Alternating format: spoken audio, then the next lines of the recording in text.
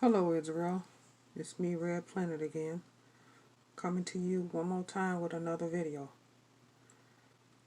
I want to give all praises to the Most High, who's always and always will be ahead of my life. And I want to just say I love my YouTube family as well as my Skype family. Love you much, from my heart to yours. Okay, Israel, we're going to listen to Woodward TV. Talk about the toxic that's in your body and how to cleanse it out. Let's get into it, Israel. Right behind the lower rib cage and below the sternum is the liver, the body's largest internal organ. Weighing in at roughly 2 pounds in adults, it is divided into two parts, the larger right lobe and the smaller left lobe, with a ligament between them. Right behind the liver, in front of the spine, are the body's two main highways for blood and nutrients, the vena cava and the aorta. Now, the vena cava branches off into several upper and lower hepatic veins, hepatic meaning related to the liver. These are the veins that carry the blue, deoxygenated blood out of the liver, draining it into the lower or inferior vena cava. Underneath the liver, underneath the larger lobe, towards the center of the two lobes, there are three main pathways: the hepatic artery, portal vein, and common bile duct. The hepatic artery supplies the liver with the red, oxygenated blood coming from the aorta. The hepatic portal vein is where all the nutrients coming from the digestive system enter into the liver for processing. Now, the liver manufactures a dark green to yellow-brown fluid known as bile. This bile is produced in amounts of about 700 milliliters per day, and it is released into the common bile duct into a 50 milliliter sac known as the gallbladder. When you digest food, the gallbladder releases the bile into the duodenum, which is the looped connection between the stomach and the small intestine. And this bile aids the digestive tract in further breaking down food and lubricating the intestine and colon. Now, inside that loop of the duodenum, there is a 6-inch long organ known as the pancreas. This has three parts: the head starting within the loop of the duodenum, then the body and tail. Hopefully at this point you should have a pretty good visual of your own liver and its working parts, where it's located, the size and the shape within your own body. You need that accurate visual to focus healing energy into that organ when you plan on cleansing and repairing it. So let me try to explain how this all works. When you ingest food, digestion begins in the mouth. Keep in mind that from your mouth to your anus is just one long tube. Your mouth forms the food into a bolus that can be swallowed. The esophagus muscles relax, allowing the lower end of the esophagus to open up, releasing food into the stomach. Sometimes, when this does not work properly, you can have gastric juice backing up into the esophagus, causing inflammation and heartburn. Now, the stomach bulges out toward the left side of the body, under the smaller left lobe of the liver. The stomach also bulges up, creating a little pocket of air near the opening called the fundus. This is for the air that gets in when you swallow food and fluids, of course. Once the food enters the body of the stomach, it is crushed and broken down, mixed with gastric juice. The stomach is lined with a mucous membrane, and this membrane has tiny glands that secrete digestive enzymes, hydrochloric acid, bicarbonate, and mucus. This is what makes up the gastric juice. It kills bacteria, splits up the proteins, while creating a mucus wall with bicarbonate to protect itself from the hydrochloric acid. At the end of the stomach, it forms a canal, so partially digested food can enter the duodenum in small portions. So now we are getting into liver function. I want everyone to understand and remember that the only reason your body will readily accept a toxic substance because it is accompanied by a nutrient that your body needs and wants. This is why highly concentrated toxic substances are usually rejected by the body in the form of vomiting.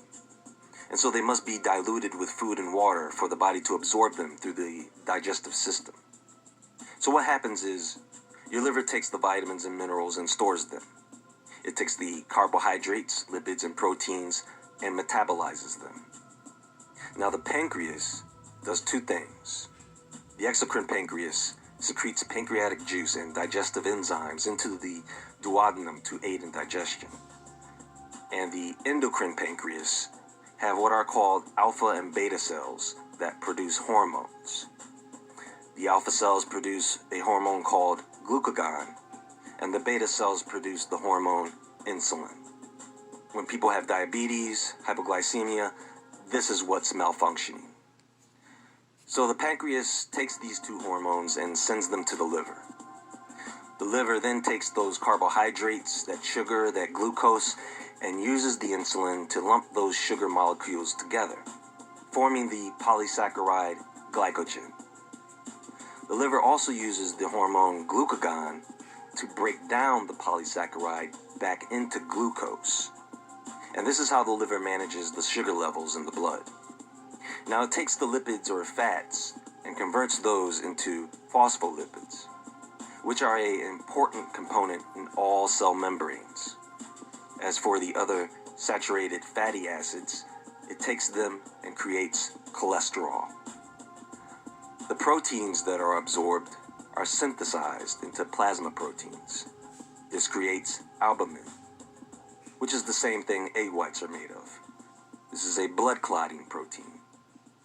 Now, while your liver is doing all these things, your ribs, your sternum, and your vertebrae are producing red blood cells. When those red blood cells get old, larger cells in the bone marrow, spleen, and liver, called macrophages, swallow them up for recycling. They take the hemoglobin and split it into globin and heme. The globin becomes amino acids, and the heme becomes bilirubin and iron. The bilirubin is a greenish-yellow color. So you take some bilirubin, mix it with cholesterol, fatty acids, mucin, and salt, and you've got bile. So as you can see, the liver is pretty busy. It has a lot to do. So it doesn't have a lot of time to catabolize toxins, drugs, and alcohol on top of catabolizing hormones. Catabolizing meaning breaking them down into simpler molecules to detox. Fortunately, the liver heals itself quite rapidly. It is very resilient. Unfortunately, however, if it is not allowed to detox and keep up with all the toxins we put into it, it just starts storing toxins in any place in the body it can find. This is where unexplained weight gain comes from, especially around the stomach area. It sends the toxins to the joints and other areas, causing chronic joint and back pain. Hepatitis, hepatoma, cirrhosis are just a few of the viral and toxic infections that can occur in a sick liver. We all know that alcohol is a big problem, right? You see, you don't burn off alcohol. The liver turns it into fat, which leads to a fatty liver. And then you've got problems. This can cause the displacement of bile due to clogged bile ducts. You see, the bile can sometimes get backed up in the ducts, causing some of it to spill back into the bloodstream in the vena cava, causing jaundice, which is hyperbilirubinemia, or yellowing of the cornea and skin, which is also a sign of hepatitis. This sometimes occurs in children after birth, but neonatal jaundice normally tends to go away. Now, sometimes, more often now than before, the bile can form tiny solid but soft globs called gallstones, which can get stuck in the liver ducts and gallbladder, leading to further ailments. Many people have many of these stones and don't even realize it, but you won't know until you detox. Now, your body does this to basically keep you from dying because the liver can't handle all these toxins the way you think it can. It is overworked. Fibromyalgia, chronic lower back pain, joint pain, muscle pain, all associated with a sick liver. Bad skin, hair and nails, all liver. Anger issues, liver. Sleep issues, liver. Memory issues, liver. Degenerative nerve diseases, liver. I could go on and on. There is a very extensive list of diseases where the causes can be traced to the liver. The majority of diseases we are all familiar with are related to the liver. Did you know this? So what is the process for cleansing this organ? Well, aside from focusing positive healing energy to the liver, practicing forgiveness can release anger, thus decreasing the amount of nervous stress on the liver. Very important. As far as physical techniques go, you can stimulate the liver meridian. This starts at the inner upper corner of the big toenail, runs up the inside of the lower and upper leg, into the groin area, and up to the lower ribs. This can be done using both acupuncture and acupressure techniques to stimulate better energy flow to the organ. Now, when it comes to your diet, pay attention because this is important. If you're going to cleanse your liver, you're going to need to cleanse your colon first, because this is where most of the toxins are going to come out, and your colon needs to be in good shape. However, you do need to give your colon time to heal after a heavy colon cleanse, at least a couple of weeks before you start a liver cleanse. But if you're used to doing a colon cleanse, then a gentle colon cleanse without the insoluble husk and bark is a better choice, as these things tend to scratch the walls of the intestine. You want your colon to be clean for a liver cleanse, not scarred and scratched up. Now, cleansing and repairing the liver does call for some long-term lifestyle changes. If you are not prepared to give up some things long-term, then forget about it. You may end up doing more damage if you clean an organ and then expose that new, fresh, unconditioned tissue to a crap load of toxins. In other words, you don't want to stop drinking, clean your liver, and then down a bottle of vodka because you had a nice long break. Your liver and nervous system will thank you for it. So, you should start cleansing the liver by cutting certain things out as you add certain things in. This is how it works. The liver starts cleansing itself the moment you stop putting the toxins in. No alcohol. If you didn't know this, your liver is most active during the hours of 1 and 3 a.m., which is the reason why people find themselves waking up around that time after a night of drinking. No red wine. Yeah, red wine, it can be healthy, resveratrol, antioxidants, but the alcohol in the wine is not healthy for a cleanse. Now, if you smoke, you have to cut it back. Do whatever you gotta do. I know quitting is easier said than done, so I suggest just cutting back as much as possible. Thought field therapy or tapping may help with soothing the cravings for such things. But the amount of nicotine and other toxic chemicals must be reduced to have an effective liver cleanse. The good news is, once you do get the toxins out of your liver, your cravings for these substances will decrease significantly. When it comes to getting off of prescription drugs, you must consult your doctor first. You should be consulting your doctor before doing any cleanse, but you should feel comfortable knowing that the majority of cleanses that people do are safe. Now, you can't smoke marijuana and expect it to have the same effect on the body as ingesting or eating it. Yes, if you use it medicinally, it can benefit and heal you. However, if you overuse it recreationally and smoke it, it can damage the nervous system. Any other recreational drug? Just please consider cutting back or do not use them at all, at least during your cleansing regimen. Also, during the cleansing of the liver, you don't want to eat very much animal fat, if any at all. It is best to stay away from fatty foods altogether. No corn, no soy, they are both harmful to the body, in any form. Almost all corn, soy, and wheat are genetically modified, and due to cross-fertilization, I don't know if there's any real corn, wheat, or soy left in the world. You want to stay away from hydrogenated oils and processed sugars. If you feel you need to use an oil to cook with, use coconut oil or flaxseed oil. And if you feel you need to eat meat, Try a little organic chicken liver or a bone broth.